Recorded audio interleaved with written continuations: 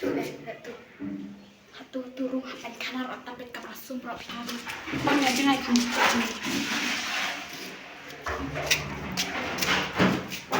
The Federation of Khasi Jantia and Garo People FKJGP Nongstein Circle on April 26 approached Umesh Kumar, principal of Jawaharlal Navodaya Vidyalaya JNV, following complaints from students living in the school's girls' hostel regarding the hostel's numerous damages. On meeting the principal, he acknowledged that there are defects in the hostel, such as plaster falling off the walls, but he also said that the repairs are in progress. Meanwhile, the principal and members of the organization visited the hostel and discovered that there were in fact damages and that some repairs had also been made in certain areas. Nakaliang dungi ka FKJP Nongstein Circle.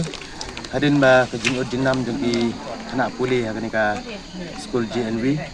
Di hadin bang nilai kendu nilai keren nilai lilang ban jurip ya ketika hostel dungi kentai nilai syam ban nilai lapsha ba ka jingduna ka don. Habai day bat ka plaster bat katay ka lakta sikadai ya ki kana puli hakatia akadam.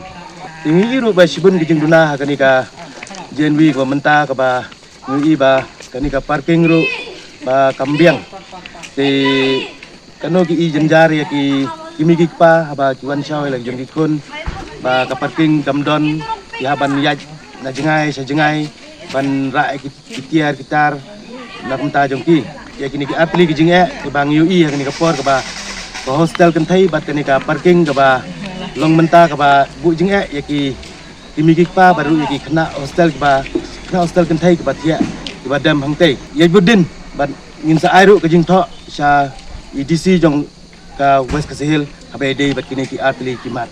The organization further urged the government to discuss with the central government in arranging all necessary repairs, adding that it would monitor the situation and that it would meet the district's deputy commissioner. For more news updates, subscribe, like and share.